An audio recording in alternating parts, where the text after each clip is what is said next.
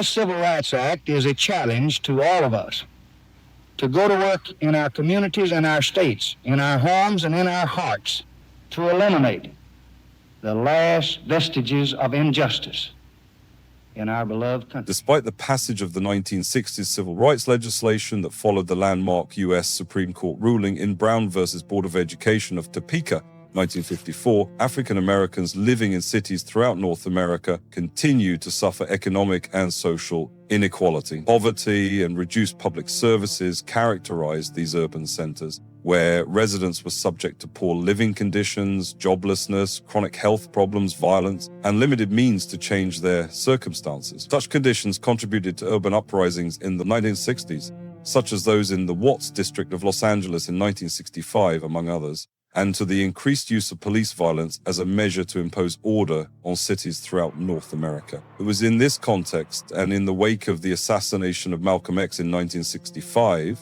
that Merritt Junior College students Huey P. Newton and Bobby Seale founded the Black Panther Party for self-defense on October 15, 1966. Unlike many of the other social and political organizers of the time, they took a more militant stance to the plight of black communities in America. From October 1st to the 15th, 1966, both men would pen the organization's 10-point program and platform, a set of guidelines for the Black Panther Party's ideals and ways of operation, which called for better housing, jobs, and education for black Americans. It also called for an end to economic exploitation of black communities, along with military exemption. As at the time of the movement's birth, Newton was only 24, while Seale was 30 years old. This is the story of Black Power, the long-begun fight to by all means break free from the oppressive grip of the American system, a system whose fierce operations have raised firebrand black leaders to the forefront of the historic struggle. Leaders whose names can never be forgotten. This is the story of the great Huey P. Newton. Before we continue with this soul-touching history, don't forget to support our works by hitting the thumb up button, share video with as many as you can reach to keep spreading awareness and keeping the legacy of our ancestors alive.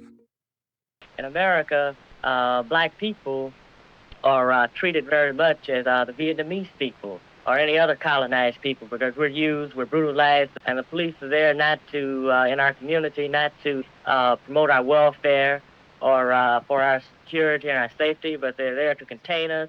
The name Huey P. Newton evokes an era of mass resistance, of black popular protest, and of the rise of revolutionary organizations across the land. Huey Percy Newton was born in Louisiana in 1942, named for the populist LA governor Huey Pierce Long, who ruled from 1893 to 1935, formerly known in the state as the Kingfish.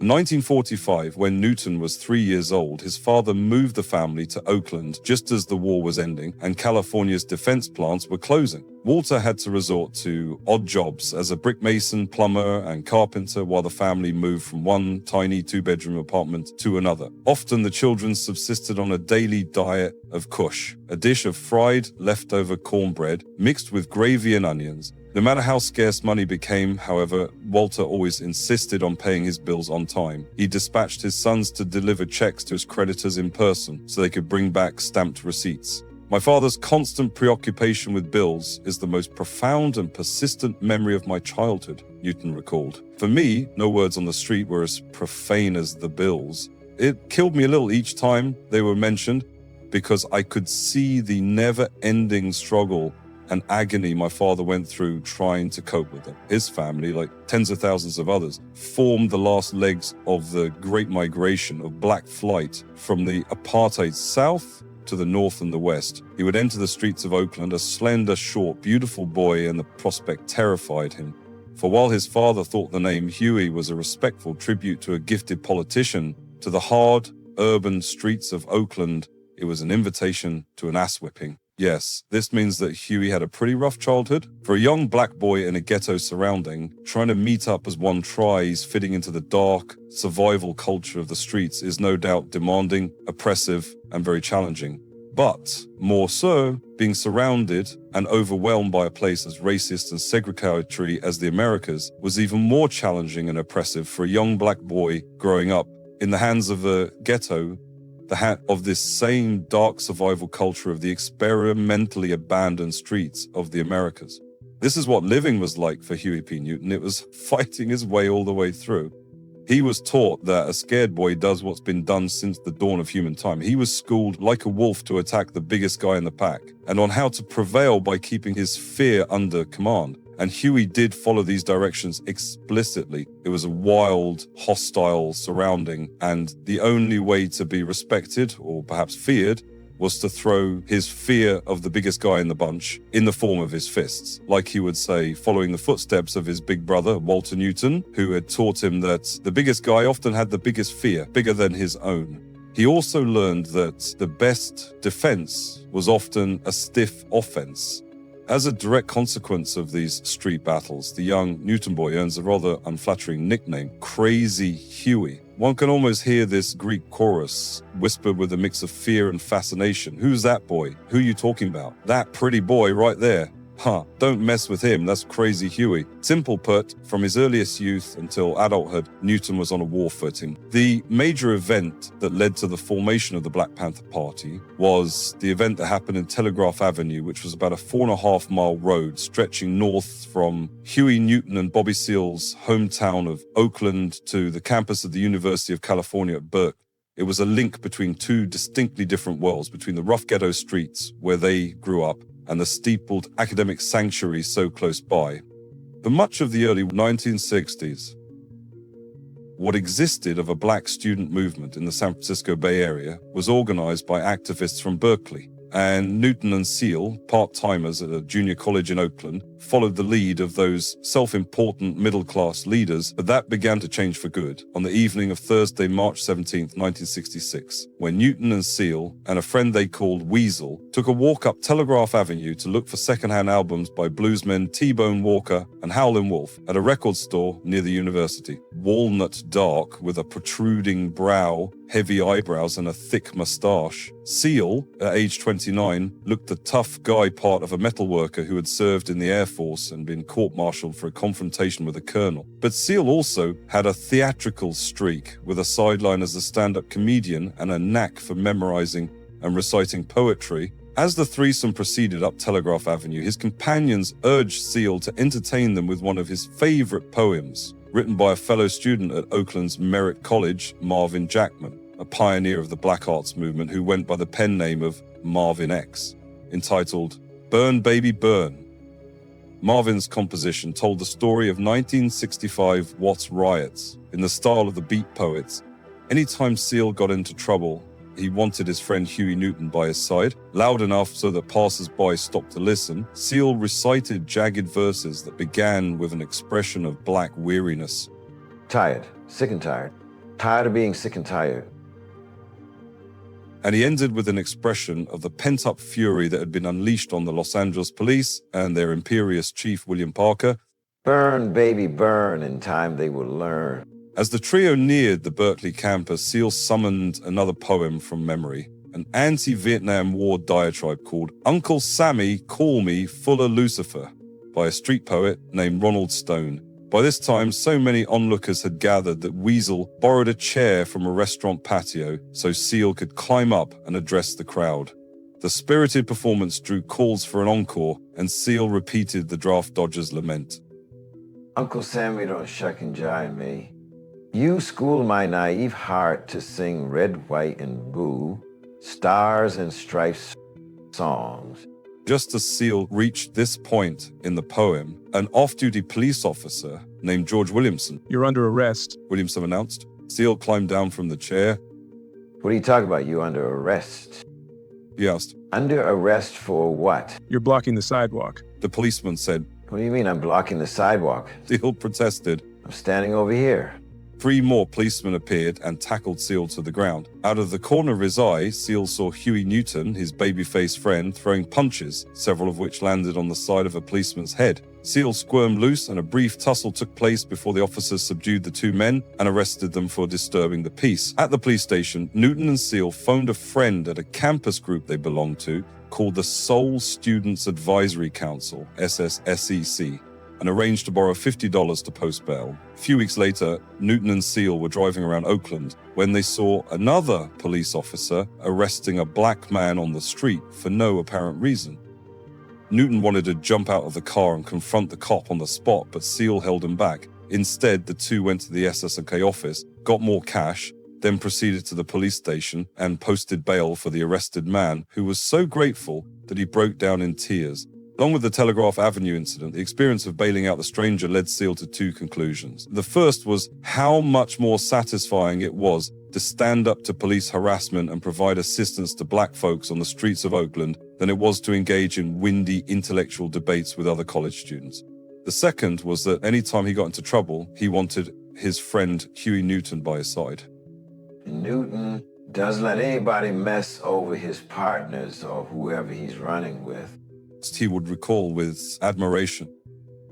That's the way he is. That's the way he gets with any human being who tries to hurt him or his friends and his people and his family. That was a big thing.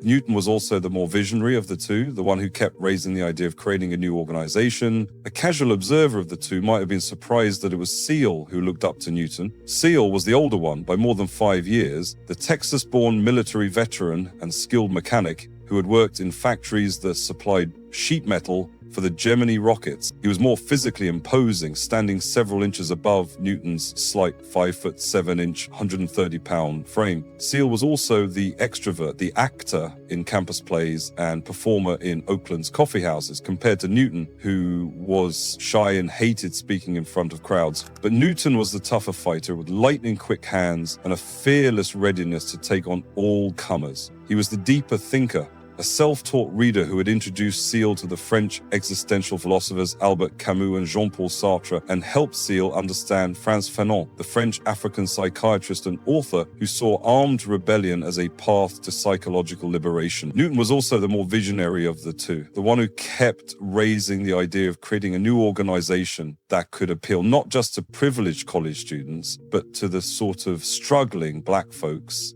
the two had grown up with in the Oakland ghetto. The brothers on the street, Newton called them. However, with the correlating prospects both men shared, Huey and Seale hit the streets, organizing, and a revolutionary movement was born. It was pitched to black youth, especially ghetto youth, and they joined, and the organization grew. Young men and women would join and, perhaps for the first time in their lives, study, although not for a grade, but to learn about revolutionary ideas from struggles around the world, including China, Cuba, Algeria, South Africa, Vietnam and beyond.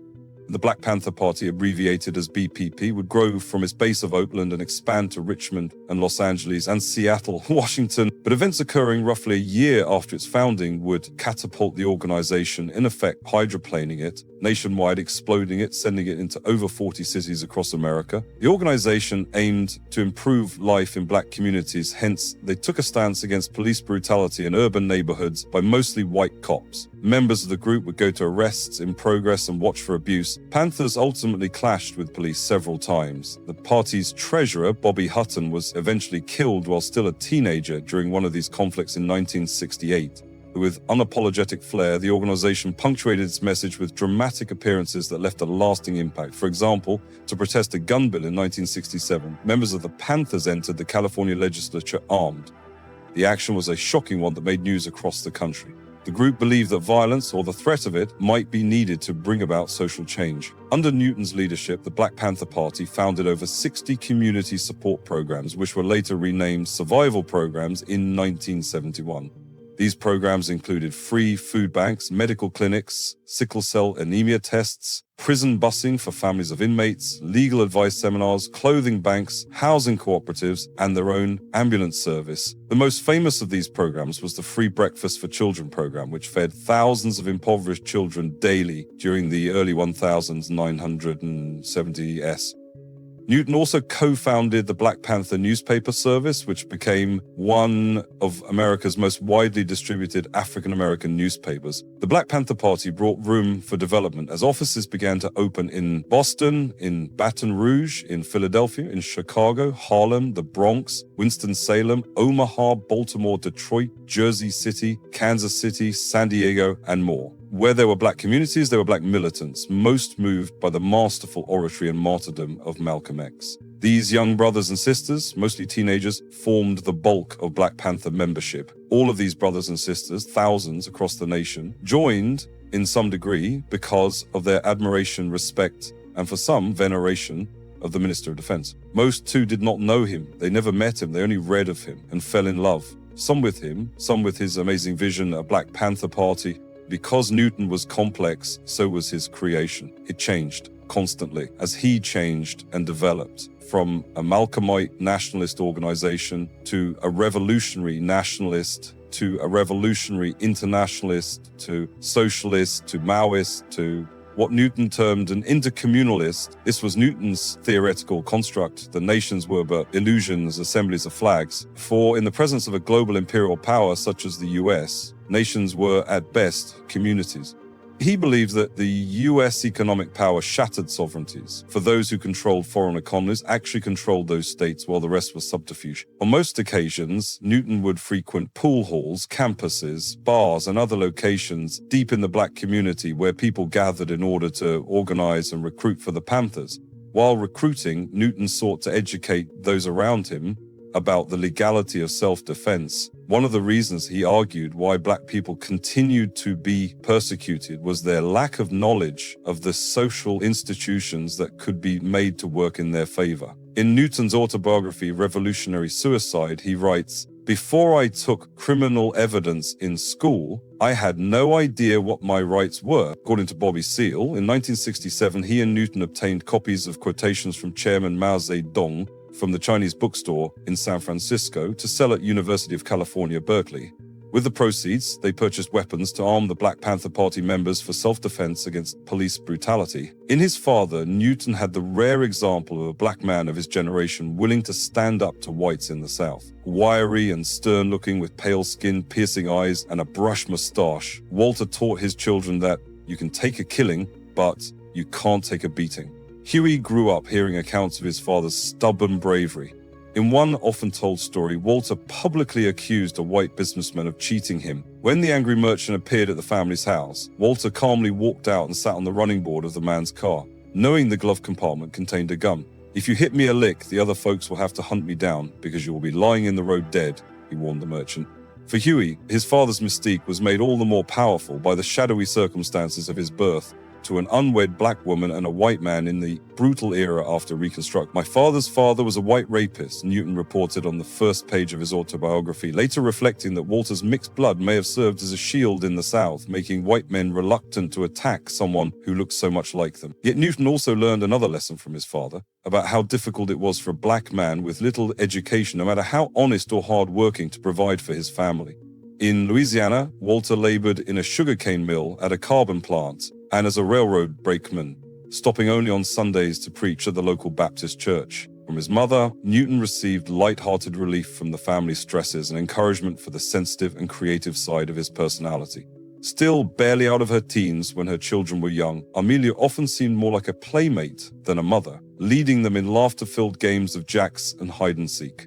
Early on, she recognized an artistic bent in her youngest child and got him started on piano lessons that he continued for 7 years. But the Newton family had a tradition that older children looked after younger ones, and Newton was given to Walter Jr., the second born, known to everyone as Sonny Man. Sonny Man started taking his little brother to school and teaching him how to fight back when he was picked on. By elementary school, Newton had the fastest hands on the block, he recalled. He became champion of the pretend prize fights that Black boys staged on Oakland street corners, boxing with towel-wrapped hands while winos placed nickel bets, and rewarded the last one standing with a box of Cracker Jack. In his father, Newton had the rare example of a Black man of his generation willing to stand up to whites in the South. Walter Jr. was also a hustler, a pool shark, gambler, petty thief, and ladies' man who took the lesson from his father's struggles that honest work was a sucker's game. By the end of junior high, Newton began to take after Sonny Man in that respect too. He joined a dice-playing, parking, meter-cracking gang called the Brotherhood, and at age 14 spent a month in juvenile hall after an arrest for carrying a gun. Because of his struggles with reading, however, Newton scored only a 78 on a Stanford-Binet IQ test, the intelligence exam schools use to track students. He was placed in slow classes whose teachers made no effort to relate coursework to the lives of inner-city teenagers. "My high school diploma was a farce," Newton recalled. "When my friends and I graduated, We were ill-equipped to function in society, except at the bottom, even though the system said we were educated. Fortunately, Newton had another older brother who exerted a more positive influence. Melvin Newton was the second youngest child in the family, 4 years older than Huey and the most studious. It was Melvin who introduced Huey to poetry and taught him hypnosis, a skill that Huey used to impress his friends by putting them into trances and making them bark like dogs. When Melvin graduated from high school, he continued to live at home while enrolling at Oakland City College. In high school, a guidance counselor informed Huey that he wasn't college material. But watching Melvin pore over his philosophy and sociology books gave Huey other ideas. If he wanted to follow his brother's footsteps, Huey realized he would need to learn how to read properly. So one day, he borrowed Melvin's copy of Plato's Republic and a dictionary. For several months, Huey spent hours each day, slowly making his way through the dense text. He looked up words in the dictionary, sounded them out, then pieced together sentences and trained himself to scan paragraphs. Finally, like the prisoner freed from the cave in Plato's allegory, he was able to grasp the meaning of what had once looked like only shadows on a page. In August 1970, Roy Wilkins, the sexagenarian leader of the National Association for the Advancement of Colored People, NAACP, used his syndicated column to criticize Huey P. Newton for urging the formation of an all-Mac fighting unit to assist the Vietnamese National Liberation Front. Wilkins saw Black Power militancy as cynical and misguided. The Viet Cong may be hurting, Wilkins wrote, but nothing like the hurting of John Q. Black American. Of course, Huey knows about this suffering. It was the resentment over this treatment that led, at least in part, to the founding of the Black Panthers. But Huey, for all his talents, is also a revolutionary. And when he emerged from prison a month earlier, Newton addressed his supporters from atop the hood of a car. Wanting to bask in his newfound freedom, Newton took off his shirt, revealing a taut frame, the reward of a punishing jailhouse regimen of push-ups. Young and defiant, he was the physical embodiment of the new militancy that contrasted sharply with Wilkins's graying demeanor and bourgeois comportment. And yet, in contrast to the popular image of the fiery Black Power orator, Newton was charming but soft-spoken, and his public speeches were delivered in a nasal, breathless tone and a more deliberative manner than the soaring rhetoric of his contemporaries like Eldridge Cleaver and Stokely Carmichael. In his response to Wilkins's accusation of misplaced priorities, Newton defended the party's domestic survival programs: free breakfast for school children, free health clinics and sickle cell anemia screenings, free clothing and shoes, loans to welfare mothers, and bus trips for the families of prison inmates. Newton charged that Wilkins's criticisms reflected his obvious class interests and identification with the ruling circle, and belied his commitment to a reactionary internationalism, namely his support for Israel.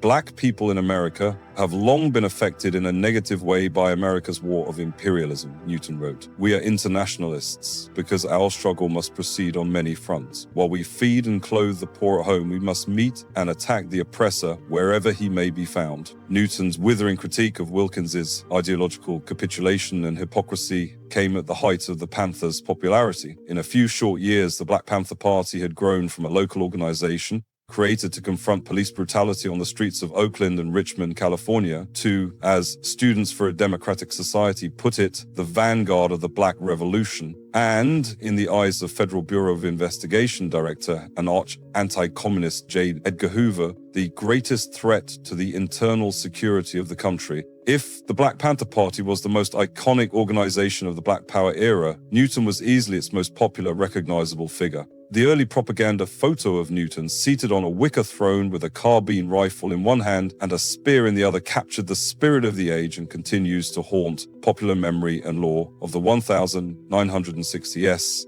decades after he was gunned down at only 47 years of age during a drug dispute in 1989. Like the broader movement he gave birth to, Newton's life was at various turns inspirational and tragic. Following his release, Newton struggled to integrate back into party life. The international campaign to win his freedom had made Newton a powerful symbol of the organization, but in many ways the party had outgrown his command, and others vied for influence beyond the Bay Area. Compounding these challenges was the split that developed between Newton and Eldridge Cleaver in early 1971 over the primary function of the party.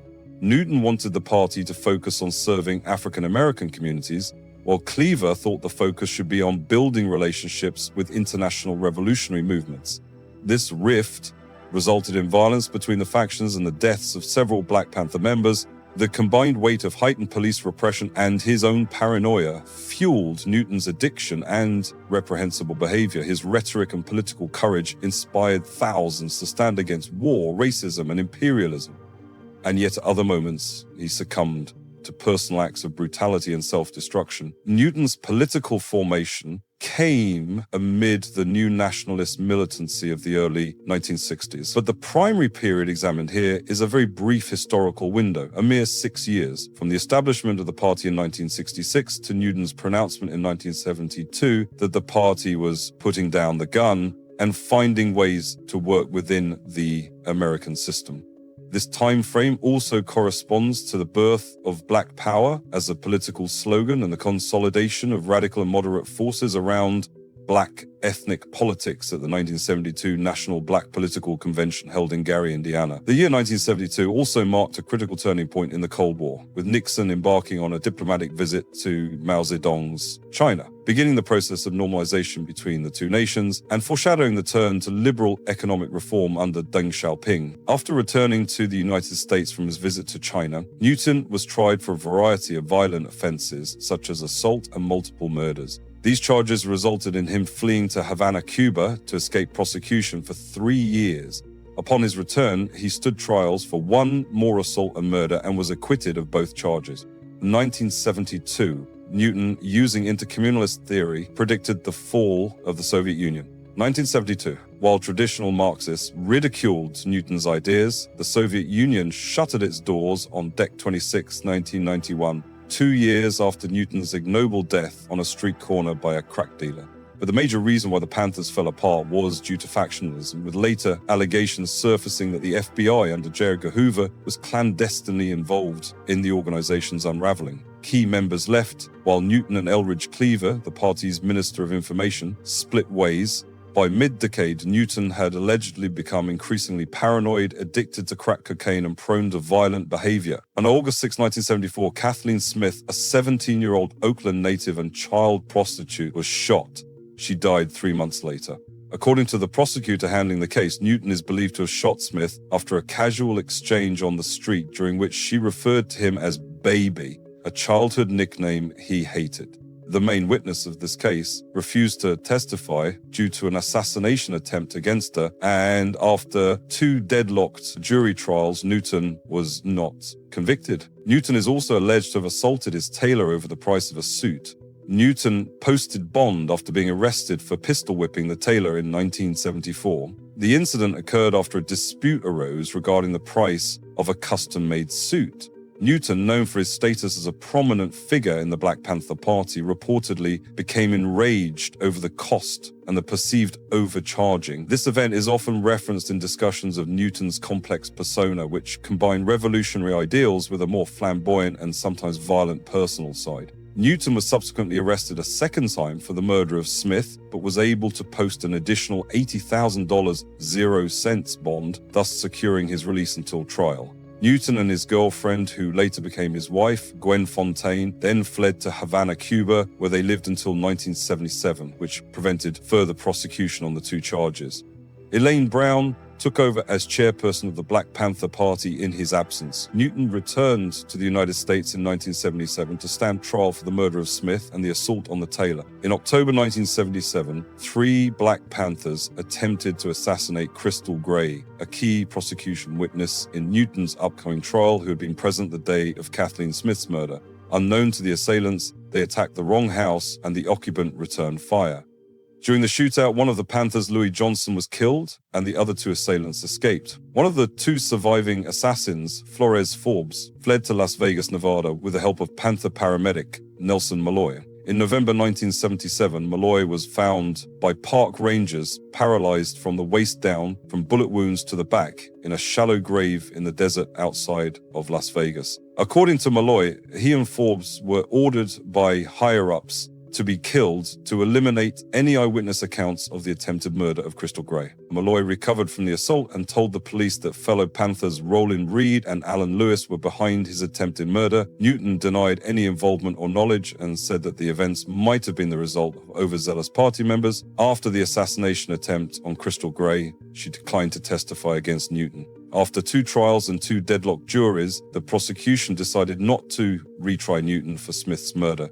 During Newton's trial for assaulting the tailor, who changed his testimony several times, eventually told the jury that he did not know who assaulted him. In September 1978, Newton was acquitted of the assault but convicted of illegal firearms possession. He eventually served 9 months in prison in 1987. In the early hours of August 22, 1989, Newton was murdered in front of 1456 9th Street near the corner of Center Street in the Prescott neighborhood of Oakland, California. Newton's last words were, "You can kill my body and you can take my life, but you can never kill my soul. My soul will live forever." Robinson then shot Newton twice in the face. Newton is buried at Evergreen Cemetery in Oakland. Within days, Tyrone Robinson was arrested as a suspect. He was on parole and admitted the murder to police, claiming self-defense, though the police found no evidence that Newton was carrying a gun. In 1991, Robinson was convicted of first-degree murder and sentenced to a prison term of 32 years to life. His next parole hearing is set for November 2028. Robinson stated that his motive was to advance in the Black Guerrilla family,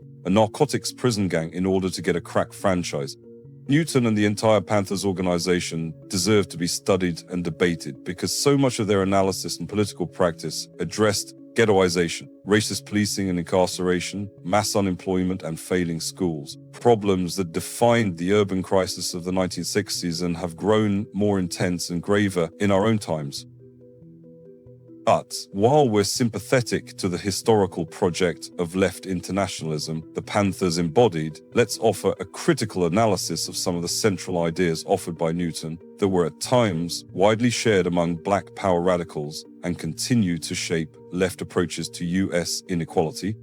Newton's political ideas evolved from a formative nationalist period where he and other Black radicals embraced concepts from decolonization struggles to a more speculative left period after his 1970 release from prison, when he offered more original approaches to thinking about the American empire and potential paths to socialism.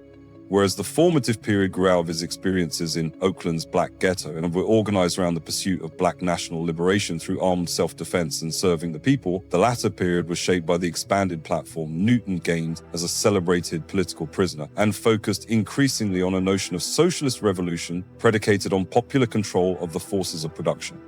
These transformations in his thinking were also undoubtedly influenced by the process of Black political incorporation that was unfolding across the nation. The concomitant expansion of the Black professional managerial class and hyper-segregation of the Black urban poor would spell the end of the Black colony as a geographic reality and as a central thematic of Black political discourse.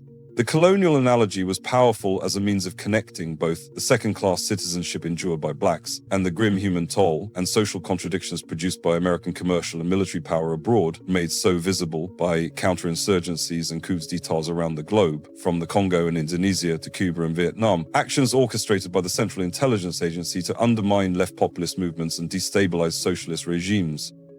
As Newton discovered, however, such attempts to transpose modes of thinking born in the colonized world onto the advanced industrial context of the United States could not pinpoint the specific political and economic manifestations of empire that Americans faced on the domestic front, nor deliver an analysis that might have united Black and white, suburban and urban, unionized and non-unionized, waged and unemployed into a counterpower capable of transforming American society. Newton came to terms with the limitations of the colonial analogy and offered precious insights regarding the unique problems facing Americans who would oppose empire from within, but he reached these fresh conclusions just as the social struggles of the 1960s were entering a phase of demobilization. Dr. Huey P. Newton dared a struggle and inspired millions to also fight against a twisted, broken, racist system.